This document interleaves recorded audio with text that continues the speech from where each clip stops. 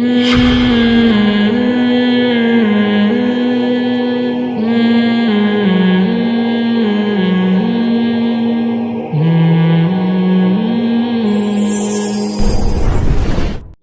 السلم کافہ، اے ایمان والو اسلام میں مکمل داخل ہو جاؤ۔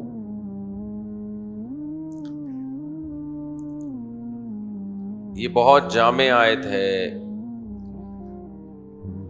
آج ہمیں لوگ جزوی طور پر تو مسلمان نظر آتے ہیں، لیکن مکمل اسلام کی پابندیوں کو فالو کرنے والے بہت کم لوگ ہیں۔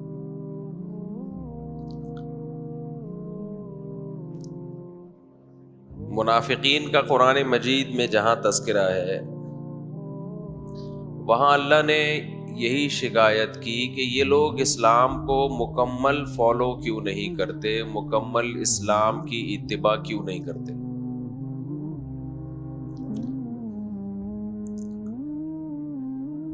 اور پھر اللہ نے یہ شکایت کی کہ ان کو یہ ڈر ہے کہ اللہ اور اس کے رسول ان کے ساتھ ظلم کریں گے، یعنی اسلام کوئی ایسا حکم دے دے گا جو ان پہ ظلم ہوگا۔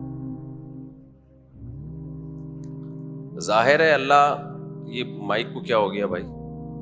آواز صحیح نہیں ہے؟ نہیں، ادھر صحیح آ رہی ہے نا، ادھر تو آواز صحیح آ رہی ہے آپ سب کو، مجھے نہیں آ رہی۔ مجھے خود اپنی آواز جو ہے نا وہ صحیح نہیں آ رہی ہے، تو میں خود بھی تو اپنا بیان سن رہا ہوں نا۔ تو قرآن کہتا ہے کہ ان کو کیا یہ خطرہ ہے کہ اللہ اور اس کے رسول ان پر ظلم کریں گے؟ تو یہاں اللہ اور اس کے رسول سے مراد کیا ہے؟ اسلام۔ یہ خطرہ ہے کہ اسلام ان پر ظلم کرے گا۔ آواز میں ایکو ختم کریں، گونج جو پیدا ہو رہی ہے نا اس کو ختم کریں، گونج رہی ہے آواز بہت زیادہ۔ تو کیا یہ تمہیں خطرہ ہے؟ خطرہ ہے،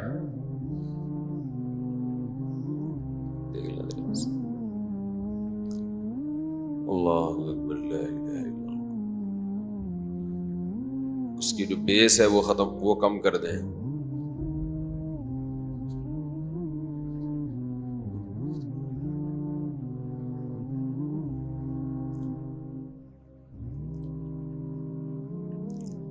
تو کیا تمہیں اس بات کا خطرہ ہے، خوف ہے، خطرہ نہیں بلکہ تمہیں خوف ہے کہ اللہ اور اس کے رسول تم پر ظلم کریں گے؟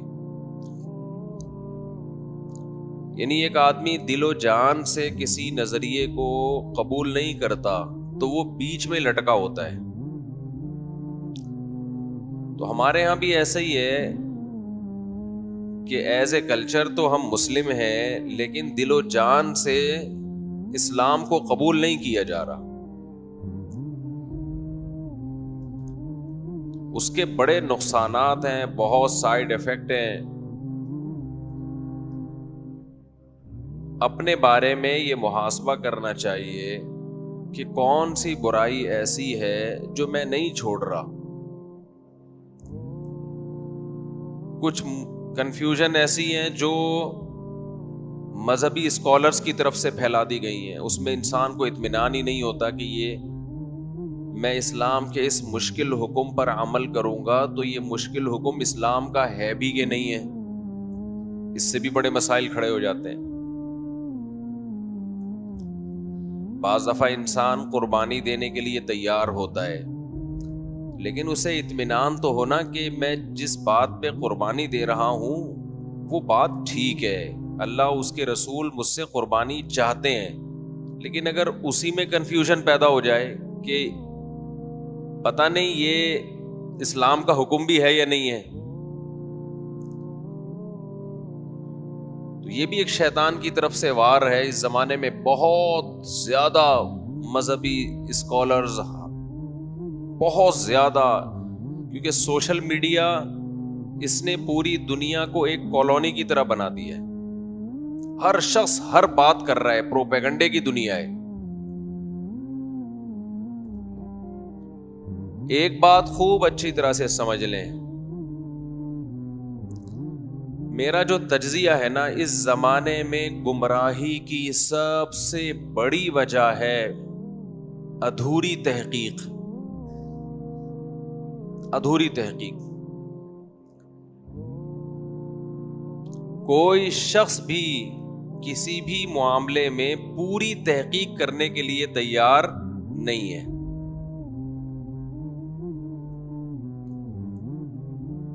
ہمارے پاس دو ہی راستے ہیں، یا تو کسی چیز کے بارے میں مکمل تحقیق کرو،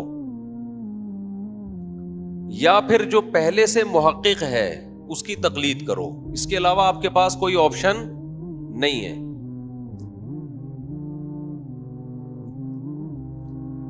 ہمارے ہاں نہ تحقیق ہوتی ہے اور نہ کسی پڑھے لکھے کی تقلید ہوتی ہے. ہوتا کیا ہے؟ بڑا عجیب کام ہوتا ہے ہمارے یہاں. ہوتا یہ ہے، تحقیق تو ہوتی نہیں ہے، ہوتی اندھی تقلید ہے، اور نام اس اندھی تقلید کو دیا جاتا ہے تحقیق کا. جو بھی یوٹیوب پہ بیٹھ کے جو مرضی پھینک دے،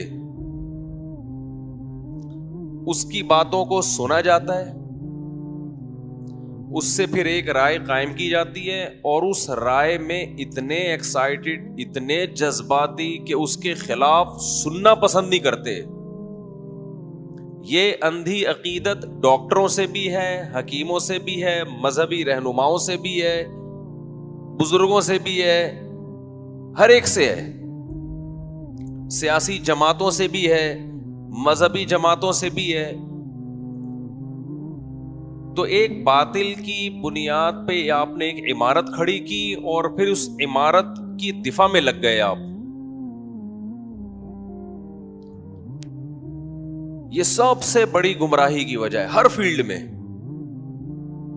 دوسرا ہمارا بہت بڑا مسئلہ یہ ہے کہ ہم میں سے کوئی شخص بھی یہ ماننے کے لیے تیار نہیں ہے کہ مجھے کچھ نہیں آتا. یہ ماننے کے لیے تیار نہیں ہے. میں بھی مثالوں سے بات کو انشاءاللہ سمجھاتا ہوں. اس طرز عمل کا نتیجہ کیا نکلا ہے کہ درست تجزیہ کرنا، درست فیصلہ کرنا یہ ممکن نہیں رہا ہے جب آپ کا طریقہ ہی غلط ہوگا. اور جب درست راستے تک پہنچنا ممکن ہی نہیں رہا تو پھر انسان کنفیوژن کا شکار ہوتا ہے. اس درست راستے پہ چلنے کے لیے قربانی دینے کے لیے تیار نہیں ہوتا، کیونکہ اس کو خود احساس ہوتا ہے کہ میری پوری عقیدت اور نظریے کی جو بنیاد ہے وہ جذبات پہ قائم ہے، دلائل پہ قائم نہیں ہے. وہ دلائل پہ قائم نہیں ہے.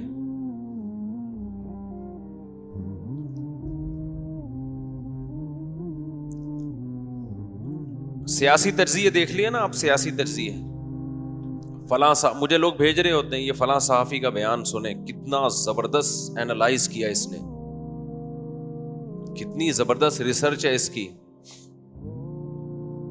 وہ سمجھتے ہیں کہ مفتی صاحب یہ صحافی کو سن کے نا مجھے بڑی شاباش دیں گے، یار خاندانی کام ہو گیا.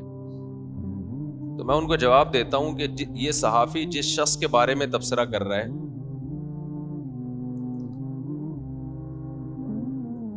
اس شخص کے بارے میں تو ایک معیار ہے.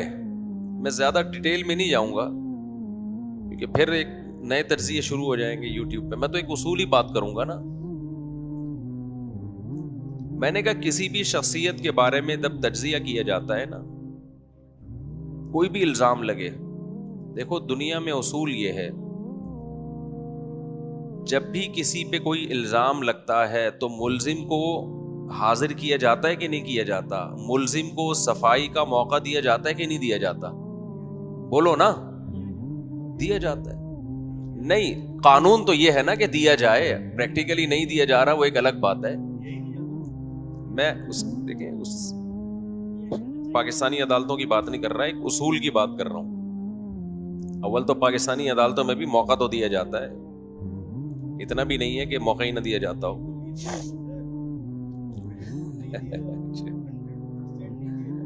صحیح ہے صحیح. حضرت ایسے نا اندھی لگ جاتی ہے. یہ کہہ رہے ہیں کہ بالکل موقع نہیں دیا جاتا. اگر عدالتوں میں ایسا اتنی دھاندلی ہو رہی ہوتی ہے نا تو پورا نظام کی ایسی کی تیسی ہو چکی ہوتی. کوئی بھی اٹھ کے جاتا, ہم سے کتنے لوگوں کو دشمنی ہے, جا کے کیس دائر کر دیتا تو کیا کورٹ فوراً وارنٹ جاری کر کے مجھے اندر کر دے گی یا موقع دے گی؟ ٹھیک ہے دھاندلیاں بھی ہوتی ہیں, لفافے بھی جاتے ہیں, لیکن پوری دنیا میں کہیں بھی ایسا نہیں ہے کہ ایک شخص جائے اور صرف اس کے دعوے پر, اس کے بیان پر ملزم کو ملزم سمجھ کے اریسٹ کر دیا جائے.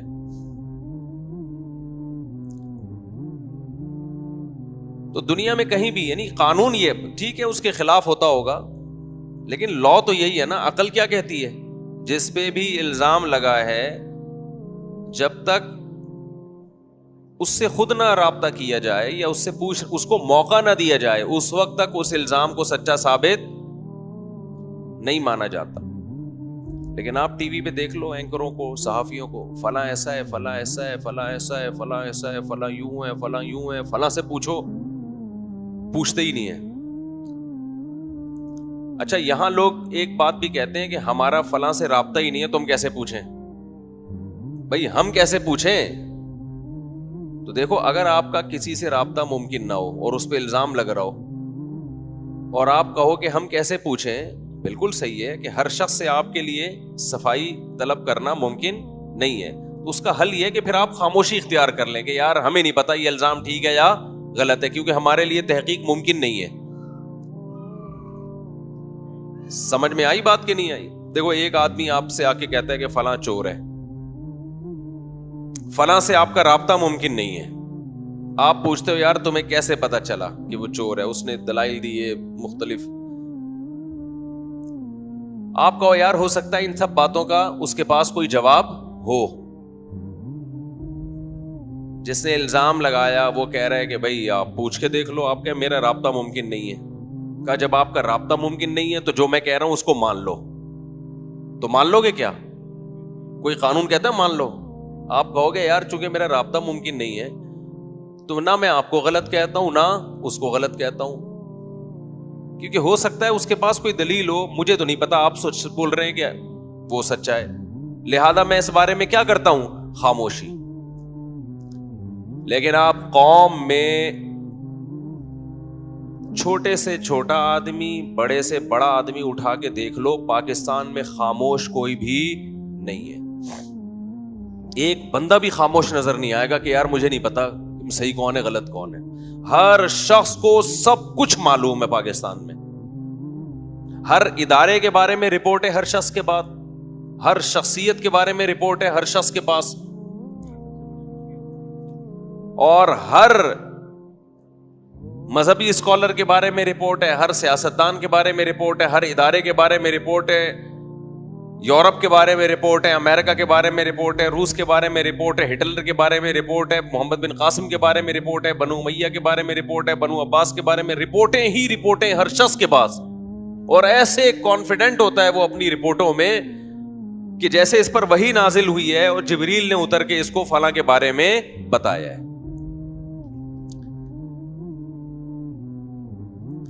تو یہ اصول ذہن میں بنا لیں کہ پروپیگنڈے سے متاثر نہ ہو, خاموشی اختیار کریں جب تک یقینی علم نہ آ جائے. ہمیں اپنی زبانوں کو کیا دینا ہے؟ لگام دینی ہے. بھائی ہمیں نہیں پتا, لیکن یہ کہتے ہوئے جان نکلتی ہے. منہ سے یہ کہتے نا بھائی میرے پاس معلومات نہیں ہے. مجھے لوگ آ کے پتہ نہیں کس بیسیوں قسم کے لوگوں کا واسطہ پڑتا ہے, مجھ سے کہتے ہیں نا, میں کہتا ہوں مجھے نہیں پتا, کہتے ہیں آپ کو نہیں پتا. تو بھائی ہمیں ہی نہیں پتا یار, ساری چیزیں ایک آدمی کو تھوڑی پتا ہوں گی. لیکن میں حیران اس پر ہوتا ہوں کہ مجھے نہیں پتا جو بیسیوں لوگوں سے ملتا ہے, اور آپ کو پتا ہے جو سارا دن میں کسی سے بھی نہیں ملتے, اس کو سب پتا ہے, اور ہمیں سمجھا رہا ہوتا ہے سر پہ مسلط ہو کے کہ یہ بیان دو آپ. تو یہ چیز ہر لحاظ پہ انسان کو گمراہ کرتی ہے, سیاسی سطح پہ بھی, معاشی سطح پہ بھی انسان کو تباہ کرتی ہیں یہ چیزیں. آپ دیکھ لینا جو تجزیے صحافیوں کے تجزیوں سے کبھی متاثر بولو نہ ہوا کرو.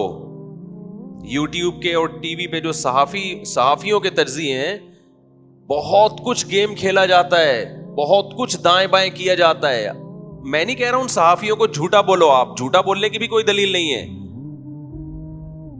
آپ یہ فیصلہ کرو بھائی ہمیں نہیں پتا کہ ٹوپی کرا رہا ہے, گھما رہا ہے یا سچ بول رہا ہے, میرے پاس اس کی نالج نہیں ہے.